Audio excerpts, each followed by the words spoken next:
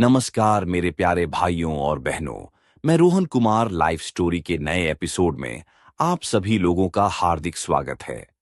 कहानी में आगे बढ़ने से पहले कृपया लाइफ स्टोरी चैनल को सब्सक्राइब कर बेल आइकन जरूर दबा लें ताकि मेरे हर वीडियो का नोटिफिकेशन आपको मिलता रहे। तो चलिए आज की कहानी शुरू करते हैं। लता मंगेशकर 28 सितंबर 1929, 6 फरवरी 2022 भारत की सबसे लोकप्रिय और आदरणीय गायिका थी, जिनका 6 दशकों का कार्यकाल उपलब्धियों से भरा पड़ा है। हालांकि लता ने लगभग 30 से ज्यादा भाषाओं में फिल्मी और गैर फिल्मी गाने गाए हैं, लेकिन उनकी पहचान भारतीय सिनेमा में एक पार्श्व गायिका के रूप में रही है। अपनी बहन आशा भोंसले के साथ लता जी का फिल्मी गायन में सबसे बड़ा योगदान रहा है।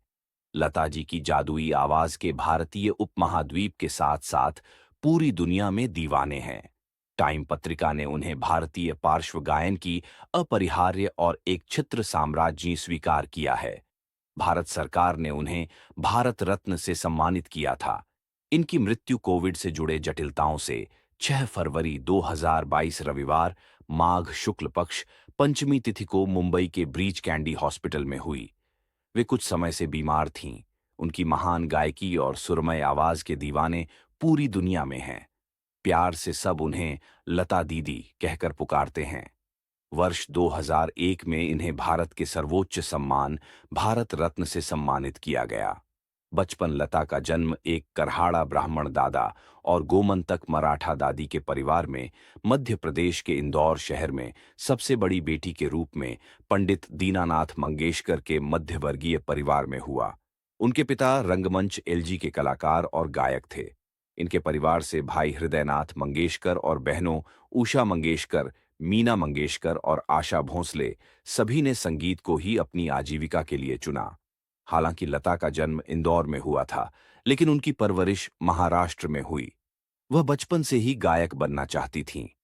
बचपन में कुंदन लाल सहगल की एक फिल्म चंडीदास देखकर उन्होंने कहा था कि वो बड़ी होकर सहगल से शादी करेगी। पहली बार लता ने वसंत जोगलेकर द्वारा निर्देशित एक फिल्म कीर्ति हसाल के लिए गाया। उनके पिता नहीं चाहते थे कि लता फिल्मों के लिए गाए, इसलिए इस गाने को फिल्म से निकाल दिया गया। लेकिन उसकी प्रतिभा से वसंत जोगलेकर काफी प्रभावित हुए। पिता की मृत्यु के बाद लता को पैसों की बहुत किल्लत झेलनी पड़ी और काफी संघर्ष करना पड़ा। उन्हें अभिनय बहुत पसंद नहीं था, लेकिन पिता की असामयिक मृत्यु की कारण से पैसों के लिए उन्हें कुछ हिंदी और मराठी फिल्मों में काम करना पड़ा। अभिनेत्री के रूप में उनकी पहली फिल्म पाहिली मंगला गौर रही, जिसमें उन्होंने स्नेह प्रभा प्रधान की छोटी बहन की भूमिका निभाई।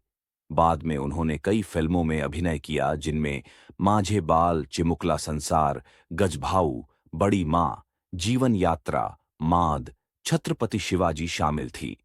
बड़ी माँ में लता ने नूरजहां के साथ अभिनय किया और उसके छोटी बहन की भूमिका निभाई आशा भोंसले ने। उन्होंने खुद की भूमिका के लिए गाने भी गाए और आशा के लिए पार्श्व गायन किया। 1947 में वसंत जोगलेकर ने अपनी फिल्म आपकी सेवा में लता को गाने का मौका दिया। इस फिल्म के गानों से लता की खूब चर्चा हुई। इसके बाद लता ने मजबूर फिल्म के गानों अंग्रेजी छोरा चला गया और दिल मेरा तोड़ा, हाय मुझे कहीं का न छोड़ा तेरे प्यार ने जैसे गानों से अपनी स्थिति सुदृढ़ की। हालांकि इसके बावजूद लता को उस खास हिट की अभी भी तलाश थी। 1949 में लता को ऐसा मौका फिल्म महल के आएगा आने वाला गीत से मिला। इस गीत को उस समय की सबसे खूबसूरत और चर्चित अभिनेत्री मधुबाला पर फिल्माया गया था। यह फिल्म अत्यंत सफल रही थी और लता तथा मधुबाला दोनों के लिए बहुत शुभ साबित हुई। इसके बाद लता ने कभी पीछे मुड़कर नहीं देखा। पिता दीनानाथ मंगेशकर शास्त्रीय गायक थे।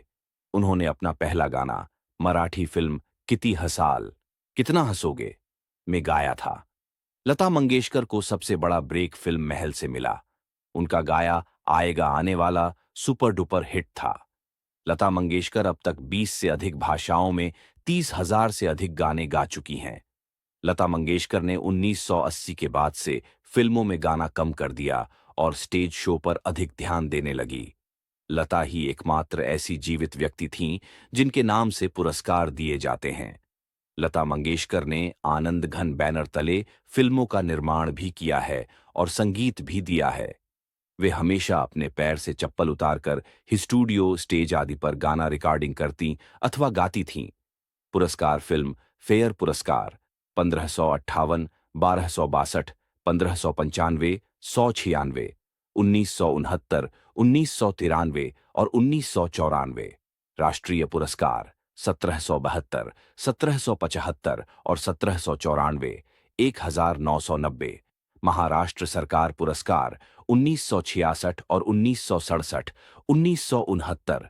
पद्म भूषण अधिक गीत गाने का Guinness book record 1989। Dada Saheb Phalke पुरस्कार 1993। फिल्म फेयर का लाइफ टाइम अचीवमेंट पुरस्कार 1996। स्क्रीन का लाइफ टाइम अचीवमेंट पुरस्कार 1997। राजीव गांधी पुरस्कार 1999। N.T.R. पुरस्कार 1999। पद्म विभूषण 1999। जी सिने का लाइफ टाइम अचीवमेंट पुरस्कार 2000। IIAF का लाइफ टाइम अचीवमेंट पुरस्कार 2001। स्टारडस्ट का लाइफ टाइम अचीवमेंट पुरस्कार 2001। भारत का सर्वोच्च नागरिक सम्मान भारत रत्न 2001। नूरजहां पुरस्कार 2001। बंजारा पुरस्कार 2001। महाराष्ट्र पुरस्कार